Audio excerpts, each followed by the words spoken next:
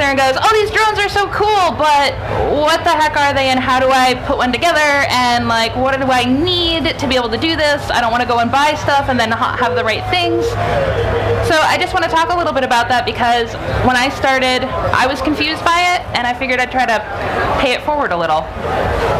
So I'm going to talk today just about what is a microdrone, what are the components of a typical microdrone. I've got a couple I can show you guys, and I've got a little breakout on a slide. And then we're going to talk about a couple variations on microdrones, different things you can do with them, and some things to consider as you get into the hobby and what you might want to do in the future. A little bit about me. My name is Amber. I've been doing software and technology for a really long time, and I've been teaching and training software and technology for a really long time.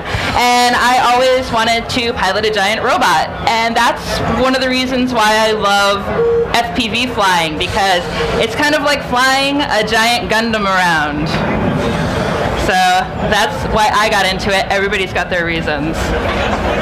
What is a microdrone? So a microdrone tends to be a small drone, usually around 60 to 120 millimeters. It has what are called brushed motors. These are very inexpensive motors that are easily replaced.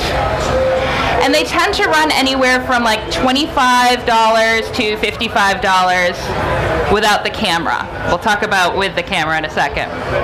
Often they'll come with their own little controller, super easy to use, and you can find them Amazon, other stores in that entry-level area. So kind of the things that make them up. You've got your little frame, your motors fit into that, your little flight controller fits into that. So frame, flight controller. With microdrones, what's really cool is often your little board has your receiver for your controller, and it has all of the software on it to get it to fly. So everything works together for you without having to really do a lot of soldering or complicated assembly. Obviously propellers. I know it's obvious, but I just have to mention that. These little brushed motors, these guys are, I'm just going to say they're adorable. And on most of these boards you get, they just plug right in. So when one burns out, you can just replace one. They are directional.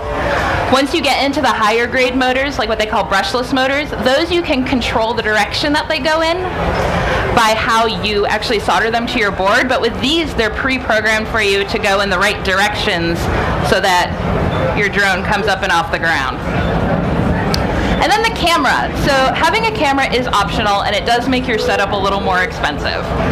With a camera, you also need to think about the fact that you are now using radio waves, and you actually have to legally get your radio technician license if you are going to do FPV flying. A lot of people don't know that. A lot of people kind of ignore that, but if you're going to do any type of fun racing or activities, often they require that you do have your technician license and that you have your call sign with you, or you can't play with the FPV. If you're home and in your house, of course, it's probably a lot more flexible, but if you do want to go out, just keep that in mind. So, aside from some of these, and let me show you guys real quick, actually. So I've got a couple little variations here on some different drones. This guy was what's called a blade inductrix. It comes with the controller, it comes without the camera on it, and I actually soldered the camera on. The camera was about $12. Right onto the battery lead, super easy. Now with this costs about $50 off of Amazon. Pretty easy to do. Gets you started, you've got your controller, you've got your drone, you're flying immediately, as long as you have some batteries at home. Now this guy, a little more sophisticated. This guy actually pairs with a real radio controller. So what I had to do with this guy is I have a big controller, mapped everything to it. That's where you kind of get a little more complicated. But look for something like this, the Blade Inductrix, something like that if you're looking to start. It's not expensive, it's great entry level, and you can start modifying it really easily. You can also replace the motors really easily. These are a higher power motor. It's very fun. Then you start getting into needing your goggles. Goggles are one of the more expensive pieces of this game. These ones are near $300, but Especially if you have glasses, things like that, you can get some really great goggles that are box goggles, and those will actually allow you to do a few things, really easily get into the game with FPV, and it doesn't cost a ton. A couple variations on micro drones just to give you an idea of the variation you're going to see. One, super swanky. These are called tiny whoops. They are specifically made for racing. Literally, website tinywhoop.com if you're interested, but they are built to be able to fly around your house. They've got these nice bumpers on them, just like these guys, so that if you run into things, nobody gets hurt. It's pretty much the safest and a great entry-level way to go. Then you can start getting into these guys. These are super tiny micro drones that actually have what are called the brushless motors on them, and they have the real stacked boards in them. So they've got the controllers for the motors that you can program. They've got the flight controller. You've got your receiver on them. They get a little more complex, but if you're comfortable with soldering and you're comfortable with electronics and you want to take that next step, they're awesome. My husband and I actually built one of these. They're called Guppies. And this guy is a blip. Buddy of mine, Henry, actually designed this guy. And the reason I really love this picture is you can see those teeny, tiny brushless motors. That little guy is about 60 millimeter. It's so tiny. And those brushless motors are almost smaller than a dime. So you think about those like wire-wrapped motors sitting there like teeny, teeny, teeny. They're adorable. I think all little drones are adorable, so that's just me. Now, things to consider. If you're really interested in doing this and you want to kind of get into it, the big things that I found that I had to think about as I was getting into it were, what kind of controller do I want? There's a couple different brands out there. If you've done anything with like RC before, there's Tyrannus, there's Futaba, there's a few others. So think about those and the type of transmitter that they are, because they do different technologies. DMX, or like FR Sky or Fly Sky. Think about those. You'll see those words. Just make sure they match. So your drone has to have the same type of receiver as your transmitter transmits in. So like this guy is an FR Sky receiver, so I have to use an FR Sky, which is Tyrannus radio. Very important. I've had some very disappointed people buy the wrong combo, and it's super sad. Now, what do you want to get it for? So like, what do you want to do? Do you want to take pictures? Do you want to race? Everybody's been seeing everybody racing drones now, so everybody wants to race. Counting on what you want to do counts on where you go from that first drone. You can go bigger and bigger into like 5-inch drones. Those are ones that actually can support a 5-inch prop. A little harder to fly, but super fun. Or if you want to do photography, you would get into something like a photography drone. DJI, I'm sure everybody's seen the Mavic, stuff like that. Those self-stabilize, they're very easy to fly. Little different, but a lot of people I know kind of started here and went, this is where I want to go. This is what I want to do, and figured out their path from there. So the other thing I do really want to bring up, just kind of much as I address the radio issue, where do you want to fly? So we're in New York here. You cannot fly within, I believe it's around 5 miles of an airport. Any kind of drone. You're really not supposed to fly within 5 miles of an airport according to the FAA. I live in Baltimore. I'm outside of an incredibly large no-fly zone around Washington, D.C. That is a total no-fly zone. Even if you're flying 3 feet above the ground, you can get into a very big amount of trouble flying a drone in that area. I also have a bunch of helicopter towers all around my apartment, so I have to be very careful of not flying very close to those because they are considered flight control towers. So there's a few apps out there. FAA makes one.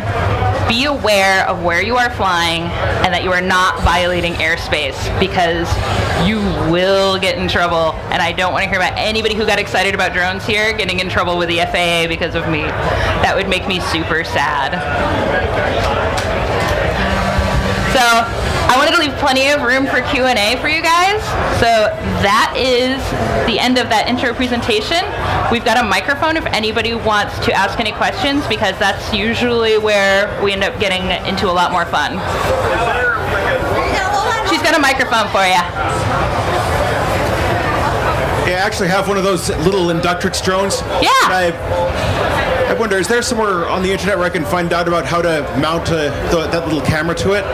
Yeah, it's honestly really easy because it's got the battery connector and there's a positive and a negative, and what they do for this, the black is the positive, so all you have to do is put your positive onto where that is and match them up and solder it right to the top. But there are, if you search on YouTube for putting a camera onto an Inductrix, there's a few videos on it, definitely. Okay. Yeah. And I wonder, you've got that FPV headset, is there something that can convert the video signal to something that can be shown on one of the gaming VR headsets like the Oculus Rift or the HTC Vive? I was thinking of getting one of those for gaming and wondering if having it serve a dual purpose. I know some people that have done a few things where they have a receiver that goes in, but it tends to be a little clunky and complicated. With these, you can get ones, like eSheen makes one, they're only like $49, so it's not as... So I really suggest just thinking about getting those, seeing if it works out. They may come up with something that works better, that's both Oculus and allows you to do this, but right now it's a lot of kind of plugging in receivers and getting kind of clunky. Yeah. Anyone else? What kind of battery can you use? How big can they be? I know you can't lift a big battery off the ground. Your battery. So 1S batteries for these little guys is all I use, and they're about 4 or 5 minutes, counting on the power of my little motors. Once you get bigger, you get into multi-cell batteries. Like once you get into like the 5-inch drones and the racing drones, you're getting into the 3-cell and the 4-cell, and you're getting a lot more time. You're getting upwards of like 7 to 12 minutes, but it's still pretty short. It's nothing like when you're, up with the DJI for like 45 minutes, because it's that balance of power to longevity and weight, keeping it light. Yeah. Can you speak up just a little? What size motor before you have to get If you are going to be broadcasting video, you need to have your radio license. For FAA, you are fine if you are a hobbyist. They no longer require registration. They just stopped that. But if you're under, don't quote me, but I believe you have to be under 2 pounds, be a hobbyist, you can't go above 400 feet, and there's a couple other restrictions, and you have to pay attention to the airspace stuff as well. If you go and you get your Part 107 license, which actually my husband's about to, and I hope to study for soon, then you can file for waivers for all of those.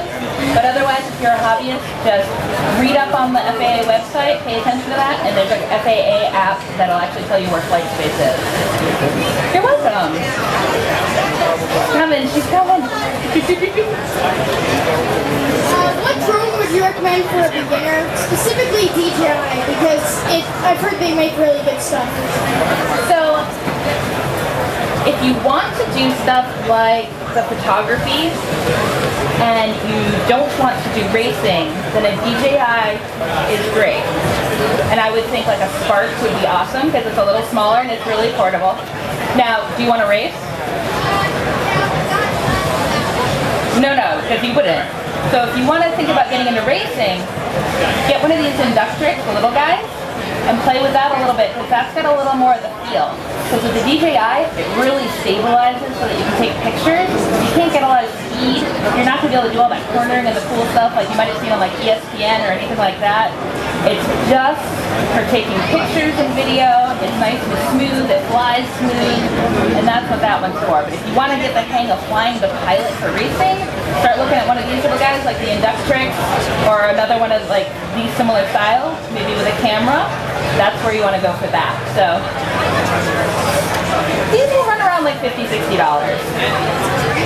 Good Christmas list items.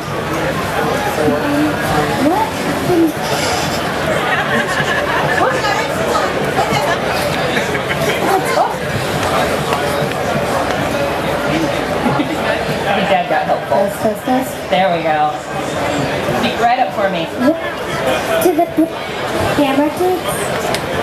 So this doesn't actually take pictures. It takes video if I want it to. If I have my goggles on, I actually have a little card in here, and I can take pictures if I want to. or I can record to the card. But unless I specifically tell it to, it doesn't.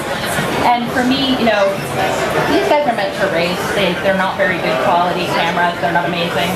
So it's just seeing like the grass and the ground around me. I'm not flying up and like looking down at anybody. But with this, I can take little pictures, I can do a little video, and there's a tiny little memory card in here that I can bring in. So that's what happens. And then if you got time, I'll come back to you. For video drones, what's your opinion of Wi-Fi type radio connection?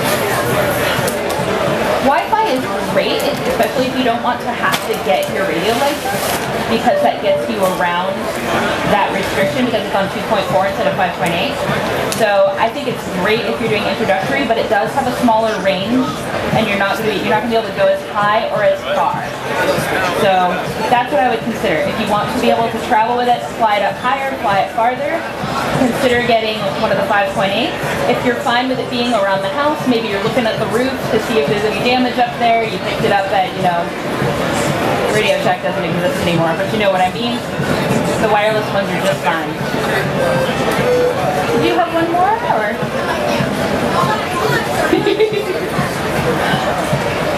How much are the headsets? Headsets can go from anywhere from around $50 for kind of the boxy E-Team, like this company that makes these guys get called E-Team. It's the boxy ones, because these guys are a little more sophisticated. They fit your face a little closer. These ones are around like $250, $300. If you go over to one thing I wanted to mention to you guys before the end, we're almost there. If you go over to the drone zone, they're actually doing a whole thing where you can ride along FPV. They have goggles over there you can try out. You can ride along with the drone pilots and actually see as they're flying. Warning, if you get motion sick, be careful. But you can actually try them on, see how they work, and kind of get a feel for them. For all the different types of goggles that, I think it's Fat Shark brand over there. Hey, what is your favorite drone to date? My favorite drone to date is actually one that my friend Zoe, who's another female FPV pilot, made and actually gave to me when I did a workshop with her. And that one actually has specific motors that she designed in it so that it can go forward and backwards, which is called 3D flight. And it's just a really cool drone, and it has a really great story, and it's fun to fly. And then we have Tom. Okay, thank you. You're welcome.